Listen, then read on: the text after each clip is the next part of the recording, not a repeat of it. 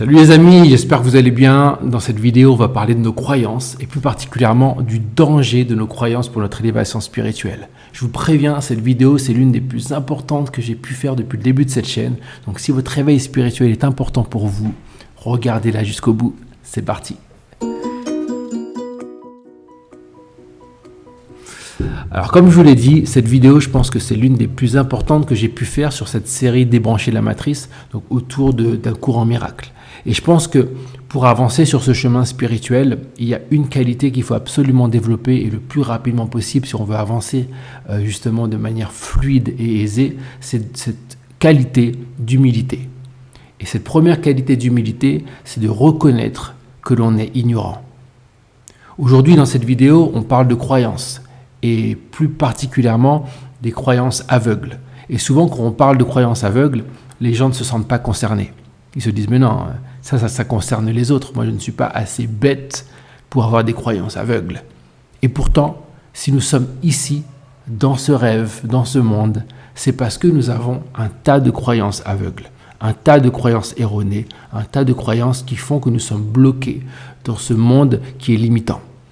Donc, la première chose qu'il faut accepter, c'est notre ignorance. C'est accepter que nous avons une grosse croyance aveugle, ne serait-ce la croyance aveugle de croire que tout ce qui est autour de nous est palpable, est matière, existe. On croit ce que l'on voit. Et ça, c'est la première croyance aveugle. Ça, c'est paradoxal. C'est qu'on croit ce que nos yeux nous montrent, ce qui nous empêche de nous connecter à notre foi profonde et à notre spiritualité profonde. Donc, la première chose à réaliser, c'est que nous sommes ignorants. Donc, on a pu en parler dans les vidéos précédentes. Nous sommes ignorants déjà de notre souffrance. Ça, c'est très paradoxal. C'est que la plupart du temps, lorsqu'on entre dans ce chemin spirituel, c'est parce qu'on a une certaine souffrance dont on a conscience. C'est-à-dire qu'on se dit, là, ça va plus, j'en ai marre, j'ai envie de plus, j'ai envie d'être plus heureux, plus heureuse. Donc, du coup, on entame ce chemin spirituel pour aller plus loin, plus haut et être plus heureux. Donc ça, on a conscience de cette souffrance qui nous amène à vouloir faire ce cheminement. En revanche, quand on commence à vraiment faire ce chemin, quand on commence à vraiment y aller, on va réaliser qu'on a de plus en plus de souffrances dont on n'avait pas conscience et pris connaissance auparavant. Et donc la première chose qu'on réalise, c'est « Waouh, je ne savais même pas que je souffrais avant.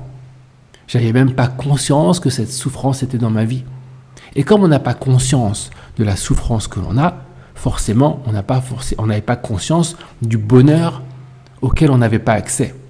On n'avait pas conscience à l'amour à quoi on n'avait pas accès. On n'avait pas conscience des blocages que l'on mettait devant cet amour. On n'avait pas conscience des croyances qui faisaient que nous bloquions cet amour pour commencer. Et donc, toute cette reconnaissance, elle est très importante. C'est reconnaître que l'on ne sait pas ce que l'on est, on ne sait pas ce que l'on vit. Et de manière encore plus profonde, on ne sait même pas qu'on est dans un rêve. On est totalement ignorant du fait que ce que l'on vit n'est qu'une projection de notre conscience. On vit comme si c'était vrai. On vit comme si c'était la seule chose qui existait et on pense dans l'ignorance que tout ceci est vrai, que cette illusion est vraie, elle est palpable et elle va nous combler. Et tout ça, c'est totale ignorance. Et d'un point de vue plus positif, on ignore totalement que l'on est des êtres éternels, qu'on est des êtres lumière, on est des êtres d'amour, on est un avec Dieu, avec la même puissance que Dieu, on a été créé à son image. Et ça, on l'ignore totalement. Donc, c'est important de comprendre ça et de se dire, ok, de partir sur ce postulat, je suis ignorant. Et l'idée, c'est pas du tout, justement, c'est là qu'on parle de croyance aveugle, l'idée, c'est de ne pas juste croire que ce que vous êtes, c'est lumière, que ce que vous êtes, c'est amour, que ce que vous êtes, c'est Dieu.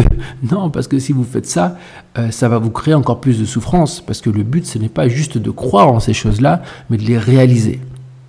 Si vous ne le réalisez pas, c'est un petit peu comme quelqu'un qui a les yeux fermés toute sa vie et qui se dit « il y a la lumière, il y a la lumière, il y a la lumière ».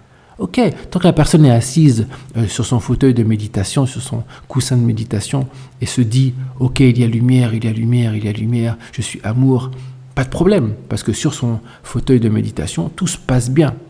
Et donc ça peut te ramener de l'espoir sur le moment. Mais dans la vie de tous les jours, si tes yeux sont constamment fermés et que tu te dis « il y a lumière, il y a lumière, il y a lumière », tu vas te cogner constamment à un tas d'obstacles et tu ne vas pas comprendre. Tu vas te dire « mais attends, ma croyance me fait du mal ». Parce qu'en fait, ce n'est pas la croyance qui va te sauver, mais la réalisation de cette croyance. Et donc, cette leçon-là, elle est super importante. C'est qu'il faut que tu ailles vers la réalisation de cette première croyance. La croyance au départ, c'est un point de départ qui te dit, il faut que j'aille vers là. Mais ce qui est important, c'est que ton libre arbitre te dise, ok, j'y vais.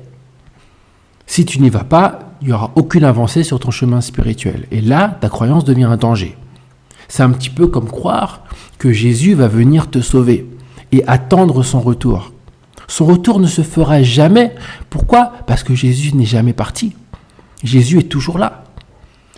Et donc, il ne va jamais revenir. Et c'est pour ça qu'il a besoin que tu réalises qu'il est toujours là, qu'il n'est jamais parti. Et pour ça, il y a une chose qui t'est demandée, c'est de commencer à te dire, ce monde est une illusion, mon ego, ce corps sont des illusions, et en fait, je bloque la vérité parce que j'ai des croyances limitantes que je ne veux pas lâcher. Donc la première chose qu'il faut faire, c'est abandonner l'idée de l'ego, abandonner le système de l'ego pour pouvoir commencer à voir que Jésus ne t'a jamais quitté, que tes anges gardiens ne t'ont jamais quitté, que Dieu ne t'a jamais quitté, que tout a toujours été là et attend juste, non pas leur retour, mais ton retour. Et ton retour, c'est en ouvrant la porte pour réaliser qu'ils ne t'ont jamais quitté. Et ça demande une vraie ouverture d'esprit. Une ouverture d'esprit et une vraie prise de conscience de la responsabilité que tu as par rapport à ton propre éveil. Parce que rien n'est parti, tout a toujours été là, c'est toi qui as bloqué le cheminement. Et c'est pour ça qu'il t'est demandé de cultiver de l'amour, qu'il t'est demandé de cultiver cet esprit d'unité, parce que c'est en faisant ça que les blocages à l'amour commencent à s'évaporer, que tu peux voir et entendre tes guides te parler. Parce que vraiment, le cours, il est là pour ça. Il est là pour te dire, pour le moment, tu n'entends pas. Pour le moment, tu es ignorant. Et en fait, il faut qu'on enlève les blocages à cette ignorance pour que tu puisses commencer à voir la vérité et entendre Jésus, Dieu, les anges, enfin, qui tu veux, ton intuition, te parler. Parce que le cours te dit bien que cette voix-là, la voix de l'Esprit Saint en toi, elle est très douce. Mais l'ego, il crie très fort. Donc, il faut calmer le cri de l'ego pour pouvoir entendre la petite voix qui te parle, mais qui est très puissante, qui te dit « reviens à moi ». Et reviens à toi, reviens à ta divinité. Et ça demande un travail. Et c'est pour ça qu'on fait cette vidéo. Parce qu'en fait, le cours, il est beau. Mais surtout, ce qu'il te dit, il faut que tu travailles. Pourquoi ? Parce que pour retravailler l'esprit, c'est un travail que de dire à l'ego, tu n'existes pas. C'est un travail de repousser l'ego pour ouvrir la porte à l'Esprit Saint en toi. Ça, c'est un travail. Ce travail-là, il ne va pas se faire seul. Et il y a beaucoup de gens qui regardent, qui lisent ce livre et qui se disent « Ah, ben en fait, le livre me dit qu'il faut que j'écoute l'Esprit Saint. Donc, je n'ai pas besoin du livre. Je n'ai pas besoin du livre pour apprendre. Je n'ai pas besoin de ces vidéos pour apprendre, en fait, puisque l'Esprit Saint va me guider. » Dans l'absolu, oui. Sauf que le problème, c'est que pour le moment, il y a de grandes chances que tu n'arrives même pas à entendre l'Esprit Saint qui te parle. Tu n'arrives pas à entendre cette petite voix douce et puissante qui te parle. Tu n'arrives pas à entendre ton intuition parce que ton ego parle beaucoup plus fort. Et tu n'as même pas conscience parce que tu es ignorant du fait que ton ego guide ta vie. Donc c'est la première réalisation que tu dois faire. Et savoir qu'il y a un travail à faire. C'est pour ça que ce livre, dans cette leçon, dans la leçon numéro 20, te dit « Est-ce que tu es déterminé à voir ?» Parce que pour le moment, le cours te dit juste, ok, pratique 1 minute par-ci, 1 minute par-là, voilà, c'était juste pour ouvrir ton esprit. Mais éventuellement, c'est un travail qu'il va falloir faire à chaque instant de ta vie. Est-ce que tu es prêt ou est-ce que tu es prête à vouloir le faire ? Est-ce que tu es prête à repousser l'ego à chaque instant de ta vie pour accueillir Dieu, pour accueillir Jésus dans ta vie, pour te réaccueillir toi-même dans ta propre vie ? Est-ce que toi, tu es prête à faire ça ? Parce que réellement, la leçon 20, c'est ce qu'elle te demande. Elle te dit, bon ok, pendant 20 jours, pendant 20 leçons, on a été doux, on va continuer à l'être. Par contre, on va devoir être un petit peu plus persistant. À chaque instant, appliquer un petit peu plus. Pour voir, pour ouvrir à chaque instant de ta vie. Et c'est comme ça que tu donnes ta vie à ce chemin et que tu vas voir tout ce qu'il a à t'offrir. Mais c'est qu'en le faisant.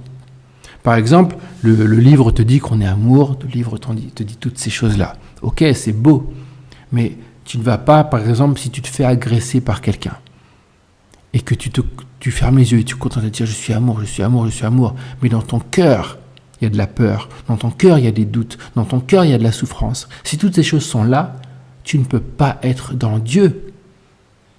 Et donc, ça ne sert à rien de te dire je suis amour, comme ça, aveuglément. Il faut que tu réalises que tu es amour.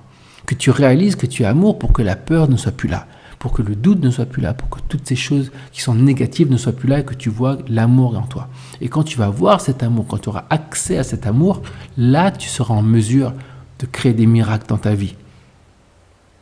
Donc l'idée, le cours ne te dit pas de fermer les yeux lorsqu'il y a quelque chose de mauvais qui se passe. Non, il te demande de voir qu'il n'y a rien qui se passe, de voir que la seule réalité qui existe, c'est l'amour. Mais il faut le réaliser. Il ne faut pas juste le répéter aveuglément. Ça, c'est important.